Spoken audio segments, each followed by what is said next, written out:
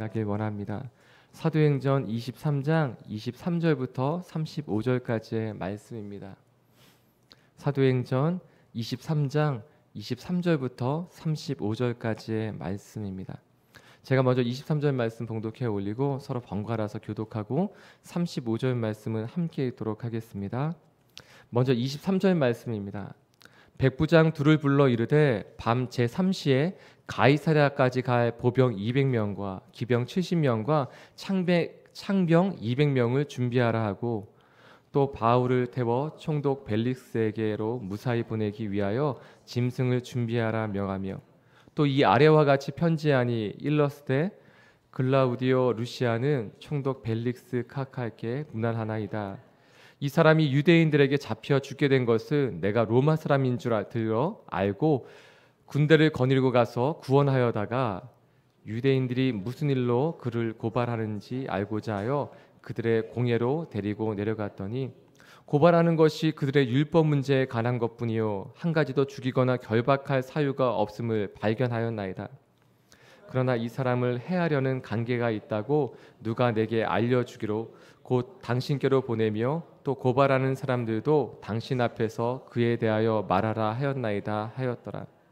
보병이 명을 받은 대로 밤에 바울을 데리고 안디바드리에 이르러 이튿날 기병으로 바울을 호송하게 하고 영내로 돌아가니라. 그들이 가이사랴에 들어가서 편지를 총독에게 드리고 바울을 그 앞에 세우니 총독이 읽고 바울더러 어느 영지 사람이냐 물어 길리기아 사람인 줄 알고 35절 함께 있습니다. 이르되 너를 고발하는 사람들이 오거든 내 말을 들으리라 하고 헤롯 궁에 그를 지키라 명하니라. 아멘. 오늘 말씀 이전에 23장 말씀에 보면 바울을 죽이려는 계획이 있음을 바울의 조카를 통해서 천부장은 듣게 됩니다.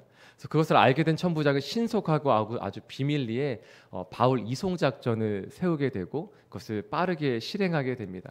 밤 9시경에 470명의 로마 군사를 파병하게 됩니다. 말씀드렸듯이 천부장이라는 것은 1000명의 군사를 거느리고 있는 사람입니다. 그 중에 470명의 군사를 이동시켰다는 것입니다. 그 군사는 이렇습니다. 보병 200명, 기병 70명, 창병 200명이 예루살렘에서 한 60km 정도 떨어져 있는 안디바드리까지는 빠르게 이동하게 됩니다. 470명이 빠르게 이동하게 되고 그곳에서부터는 기병 70명과 함께 또 이렇게 말이나 아마 노새를 탔을 것이라고 예상이 되는데 그것을 타고서 그 짐승으로 표현된 그것을 타고서 재빠르게 가이사랴까지 이동하게 됩니다.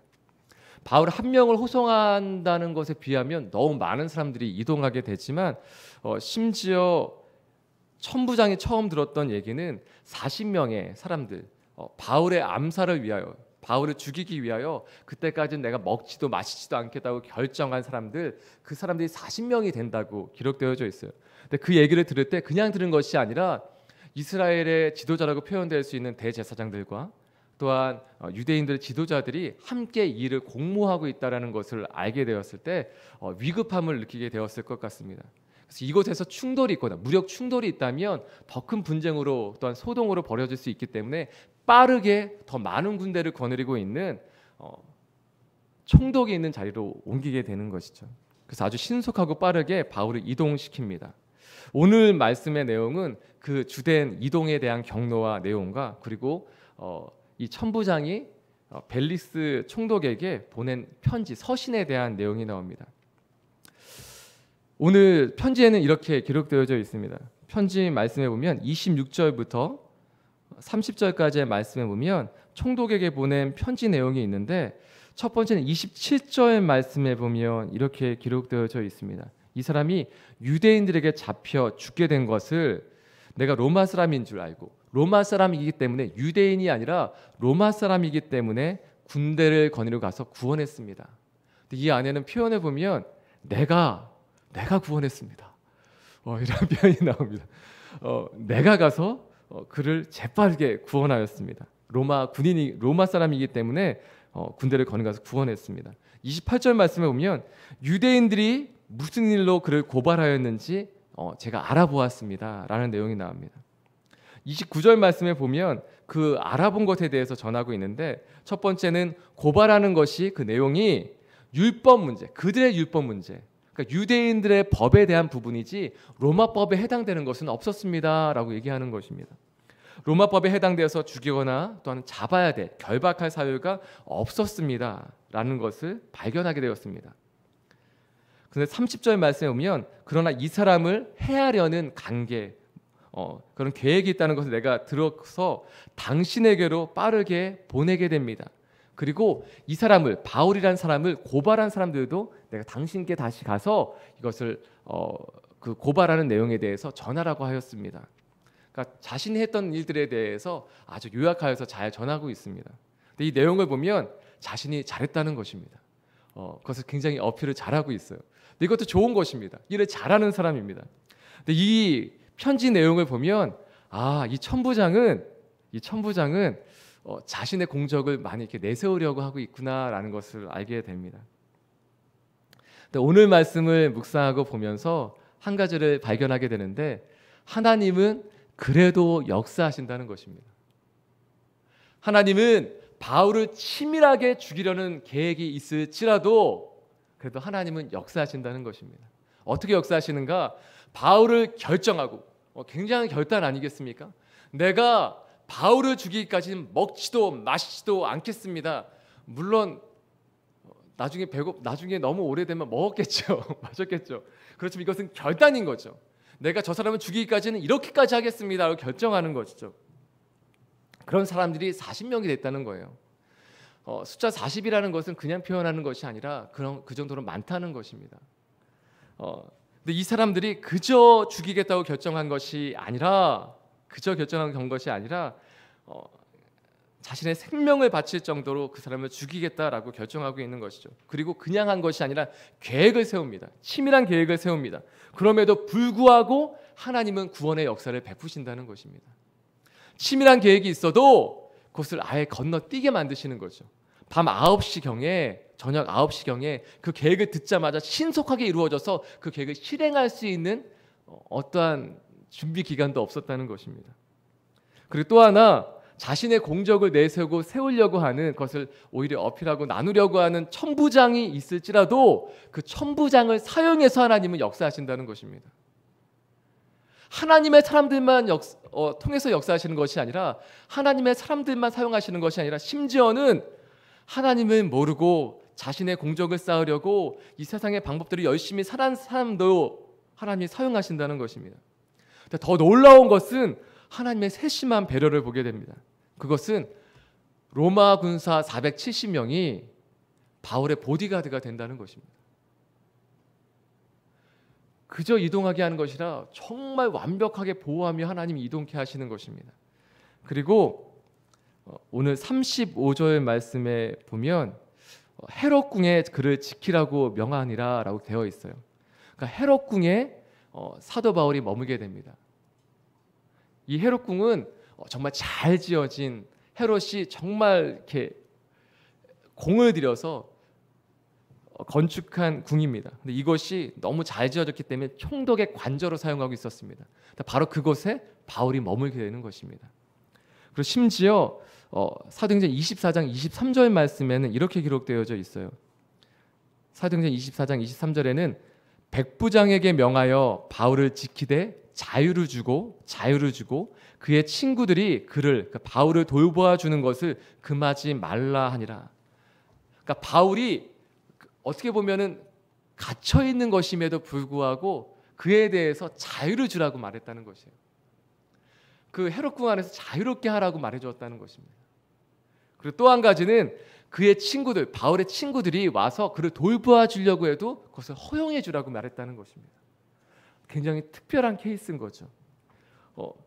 지금도 저희가 어떤 구치소나 형무소에 들어가 있는데 그 사람을 자유롭게 해주고 그 사람을 도와주려는 것을 마음대로 하게 해달라는 것은 있을 수 없는 일이 벌어지고 있는 것입니다. 그렇게 하나님이 세심하게 바울을 돌보아주고 계시다는 것입니다. 사랑하는 여러분, 하나님이 역사하시면 우리가 상상하거나 계획할 수 있는 것을 뛰어넘어서 역사하십니다. 우리는 안 된다고 하고 오히려 죽을 위기에 처해 있었던 바울을 하나님 그냥 건져내실 뿐만 아니라 완벽하게 보호하시고 그냥 완벽하게 보호하실 뿐 아니라 그를 정말 좋은 곳에 거하게 하시는데 자유와 돌보아 주는 것들도 허용해 주시는 것입니다. 우리의 생각과 계획으로 본다면 이것은 안 되는 거예요. 근데 하나님이 그것을 이루어 가시는 것을 보게 됩니다. 저는 이 시간 선포하고 축복합니다. 사랑하는 여러분, 여러분의 인생과 삶 가운데, 오늘 하루의 삶 가운데 이러한 역사가 있길 선포하고 축복합니다. 사람의 계획, 아니 내 계획, 내 경험, 이것은 안 될 것 같은데 근데 하나님이 역사하시면 됩니다. 그러한 역사가 있기를 이 시간 선포하고 축복합니다. 왜요? 네, 그러나 중요한 게 한 가지 있습니다. 하나님의 뜻대로 살아갈 때입니다. 여러분 마음대로 사는데 그것을 허용해 주신다면 그것은 오히려 축복이 아니라 저주일 수도 있겠죠. 그런데 여러분 하나님의 뜻대로 살아가는데 정말 하나님의 뜻을 이루기 위해 걸어가는데 어떠한 위협이나 어려움이 있을지라도 하나님 것을 역전시키시는데 한순간에 바꾸실 수 있다는 것입니다. 오늘 말씀 묵상하면 저는 한 가지를 또한 더 묵상하게 되었습니다. 그것은 이러한 일을 경험하고 있을 때 바울은 무슨 생각을 하고 있었을까? 그리고 이 바울을 바라보는 사람들은 또한 무슨 생각을 할 수 있었을까? 또한 바울을 바라보는 하나님은 어떠한 마음이셨을까? 그것을 한 가지 더 묵상하게 되었습니다. 바울은 예루살렘을 갈 때부터 결박당할 것을 알고 있었어요. 자신이 어떠한 일을 당할 것인가를 알고 있었습니다. 그래서 빠르게 그 말씀을 보면 사도행전 20장 22절 말씀엔 이렇게 기록되어 있습니다. 보라, 이제 나는 성령에 매여 예루살렘으로 가는데 거기서 무슨 일을 당할지 알지 못하리라. 그런데 23절 24절 말씀에 또 이렇게 기록되어 있어요. 오직 성령이 각성해서 내게 증언하여, 다른 사람들을 통해서 증언하여 결박과 환난이 나를 기다린다 하시나. 당할 것을 알고 있어요. 어떤 일을 당할 것인지 알고 있어요. 사도행전 21장 4절 말씀에 또 이렇게 기록되어 있습니다. 제자들을 찾아 거기서 2일을 머물더니 7일을 머물더니 그 제자들이 성령의 감동으로, 다른 것의 감동이 아닙니다. 성령의 감동으로 바울더러 예루살렘에 들어가지 말라 하더라. 왜요? 어떤 일을 당할지 알고 있었기 때문입니다. 심지어 사도행전 21장 11절 12절 말씀에 이렇게 기록되어 있어요. 예수께서 와서, 예수 아닙니다. 우리에게 와서 바울의 띠를 가져다가 자기 수족을 잡아매고 말하기를 성령이 말씀하시되 예루살렘에서 유대인들이 이같이 이 띠 임자를 결박하여 이방인의 손에 넘겨주리라 하거늘 우리가 그 말을 듣고 그곳 사람들과 더불어 바울에게 예루살렘으로 가지 말라 권하니. 그래서 사람들은 예루살렘에 가지 마십시오. 당신은 고난을 당하게 될 것입니다. 환난을 당하게 될 것입니다. 결박당하게 될 것입니다. 이것을 계속 얘기하며 사도 바울을 붙잡고 가지 말라고 했어요. 왜요? 사랑하니까요. 아끼니까요. 소중하니까요. 그런 일을 당하지 않았으면 좋겠으니까 막습니다. 그럼에도 불구하고 사도 바울은 어떻게 말을 하느냐? 13절 말씀이 이어지는 말씀이 이렇게 얘기합니다. 바울이 대답하되 여러분이 어찌하여 울어 내 마음을 상하게 하느냐? 나는 주 예수의 이름을 위하여 결박당할 뿐 아니라 예루살렘에서 죽을 것도 각오하였노라 하니. 또한 사도행전 20장 24절에 이렇게 기록되어 있어요. 내가 달려갈 길과 주 예수께 받은 사명 곧 하나님의 은혜의 복음을 증언하는 일을 마치려 하면은 나의 생명조차 조금도 귀한 것으로 여기지 아니하니라. 자, 죽을 것을 그냥 각오했다는 거예요. 그리고 그 길을 계속 걸어간다는 거예요. 그렇게 예루살렘으로 온 바울이 결박당했을 때 어떠한 마음이 들었을까요? 한쪽 마음은 이런 마음이 들었을 거예요. 드디어 결박을 당하는구나. 드디어 로마로 갈 수 있겠구나. 오히려 기뻐하고 즐거워하지 않았을까요? 오히려 그 가운데 이제 내 삶 가운데 하나님의 뜻이 이루어지는구나 기대하지 않았을까요? 그런데 말씀 묵상하다가 재미있는 부분을 보게 됩니다. 그것은 사도행전 23장 11절 말씀인데요. 지난주 토요일 말씀에 있어요. 이 말씀을 함께 읽고자 합니다. 시작. 그날 밤에 주께서 바울 곁에 서서 이르시되 담대하라. 내가 예루살렘에서 나의 일을 증언한 것 같이 로마에서도 증언하여야 하리라 하시니라. 이전까지는 그냥 알고 있었고 다른 사람을 통해서 듣게 됐어요. 그런데 이 말씀을 보면 그날 밤에 라고 기록되어져 있습니다. 그날 밤은 40명의 사람들이 죽이기로 결단하고 바울을 죽이기로 결정한 그 말씀이 나오기 전 말씀이에요. 바로 전 구절입니다. 그런데 이렇게 기록되어져 있어요. 그날 밤에 주께서 바울 곁에 서서 이르시되, 바울의 곁에 서서 이르시되, 담대하라! 내가 예루살렘에서 나의 일을 증언한 것 같이 로마에서도 증언하여라 하리라. 이 말씀은 무엇이냐? 바울도 이미 알고 있어요. 로마까지 가야 할 것도 알고 있어요. 그런데 넌 로마까지 갈 거야. 여기서 죽지 않을 거야 라는 말씀입니다. 그리고 담대하라 라고 말씀하십니다. 이것은 무엇이냐? 바꾸어 말하면 이때 바울이 두려워하고 있었다는 것입니다. 바울이 결박당할 것도 알고 있고 죽을 것도 알고 있었어요. 자신의 앞날에 대해서 알고 있어요. 그럼에도 불구하고 두려워했다는 것입니다. 담대하게 사람들에게 내가 결박당할 것이다, 내가 죽기조차 각오하였다 라고 말했음에도 불구하고 이 밤에는 두려움이 엄습해왔다는 것입니다. 사랑하는 여러분, 두려움을 느끼지 못하는 것이 믿음이 아닙니다. 감각을 아예 상실해서 현재 상황을 모르는 것이 믿음이 아니라는 것입니다. 두려움을 느끼고 알지만, 앞으로 어떤 일이 있을지 알지만 그래도 가는 것이 믿음입니다. 두려움을 아예 경험하지 못하고 이 상황에 대해서 현실 감각이 없는 것이 믿음이 아니라, 고통도 느끼고 아픔도 느끼고 앞날에 대한 두려움도 있지만 그래도 말씀을 의지하고 하나님을 신뢰함으로 걸어가는 것이, 발걸음을 내딛는 것이 믿음인 것입니다. 사랑하는 여러분, 오늘 말씀을 준비하며 저는 이러한 것을 묵상했습니다. 우리의 인생과 삶이 예수님이 아니면 해석되어지지 않는 인생이었으면 좋겠습니다. 당신의 인생과 삶이 사도 바울을 바라보면서 누가 이 삶을 이해할 수 있었겠습니까? 예수님이 사도 바울의 인생에서 예수님이란 존재가 빠진다면 사도 바울의 인생을 어떻게 해석하고 바라볼 수 있겠습니까? 사랑하는 여러분, 당신의 인생과 삶이 예수님을 제외하면 아예 해석되지 않는, 아예 이해할 수 없는 인생이 되기 이 시간 선포하고 축복합니다. 예수님을 제외하면, 복음을 제외하면 아예 이해되지 않는 삶, 왜 저렇게 살까? 누가 봐도 이해할 수 없는 삶, 그러한 인생이 되기 이 시간 선포하고 축복합니다. 사랑하는 여러분, 그래서 살았으면 좋겠습니다. 말씀 의지하고. 그래서 다른 것 붙들지 않고 두려움이 있을지라도, 앞날에 대한 막막함이 있을지라도 그냥 말씀하셨으면 다시 한번 붙들고 일어서는 저와 여러분이 되었으면 좋겠습니다. 이 시간 함께 묵상하고 또한 기도하며 나아갔으면 좋겠습니다. 이 기도 쉽지 않은 기도입니다. 사랑하는 여러분, 기도 쉽게 하는 것 아닙니다. 하나님, 제 인생을 받아주십시오. 이 기도 쉽게 할 것 아닙니다. 하나님, 제 생명 주님 앞에 다 드리고 싶습니다. 이러한 기도 쉽게 할 기도 아닙니다. 그런데 그 기도 드리고자 하는 마음이 생기셨다면 그 다음은 하나님이 책임져 주실 것입니다.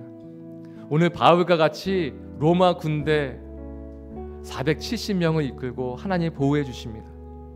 그리고 헤롯궁에서 하나님 머물게 해 주십니다.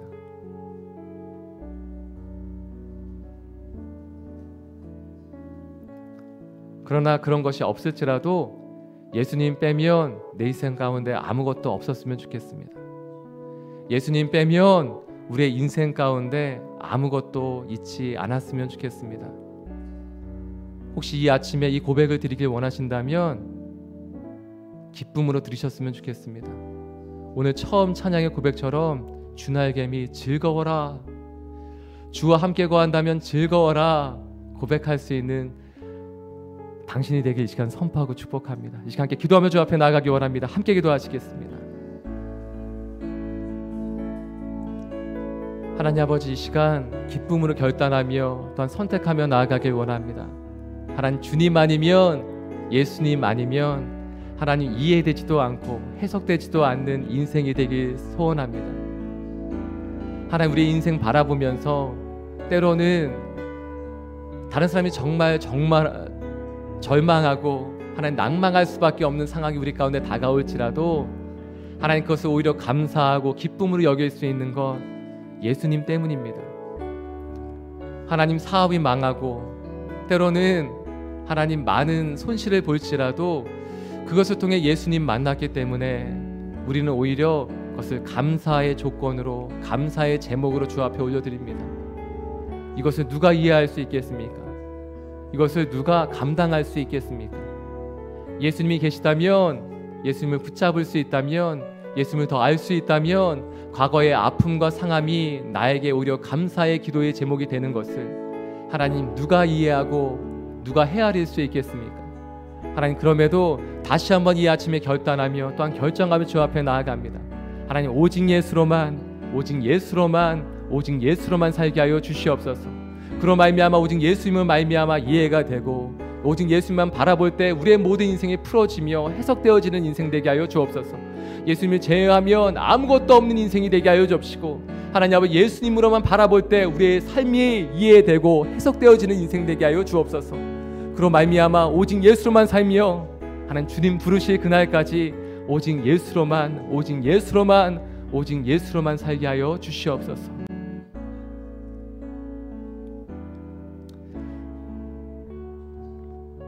하나님, 주께서 주신 말씀이 있습니다. 주께서 주신 언약이 있습니다. 그런데 우리 상황을 돌아보면 두려울 때가 있고 떨릴 때가 있습니다. 그때 주님, 내가 그렇게 말해줬었는데, 또는 네가 그렇게 결단하지 않았니? 라고 책망하지 않으시고 곁에 서서 담대하라 라고 말씀해 주시는 분입니다. 하나님, 오늘 그 두려움 가운데 떨고 있는 당신에게 담대하라, 담대하라, 담대하라 말씀해 주십니다. 내가 너를 지키고 내가 너를 보호하며 내가 너와 함께하겠다 말씀해 주십니다. 이 시간 다시 한번 사랑하는 여러분, 주의 말씀을 붙들고 오직 예수를 선택하는 저와 여러분이 되게 이 시간 선포하고 축복합니다. 하나님, 이 시간 주님을 선택하기 원합니다. 오직 예수를 붙들기 원합니다. 하나님, 이 아침에 성령을 통하여 우리의 모든 삶 가운데 임하여 주옵시고 임마누엘로 함께하여 주시옵소서. 그로 말미암아 다시 한번 선택합니다. 주님, 오직 예수로 살게 하여 주옵시고 나뿐 아니라 다른 사람들도 나의 인생을 보며 예수님을 바라볼 수 있는 인생 되게 하여 주시옵소서. 이 모든 말씀 예수님의 이름으로 기도드리오며 이제는 우리 주 예수 그리스도의 무한하신 은혜와 하나님 아버지의 크신 사랑하심과 성령 하나님의 위로내주 교통하심의 역사가 오직 예수로 살며 오직 예수님만 붙들며 오직 예수로 해석되어지는 인생 되길 소원하는 모든 하나님의 사람들과 그 가정과 일터와 만남 가운데, 또한 땅에서 수고하시는 모든 선교사님들의 그 삶과 인생과 사역 가운데 이제로부터 영원토록 함께하옵시기를 간절히 축원드리옵나이다. 아멘.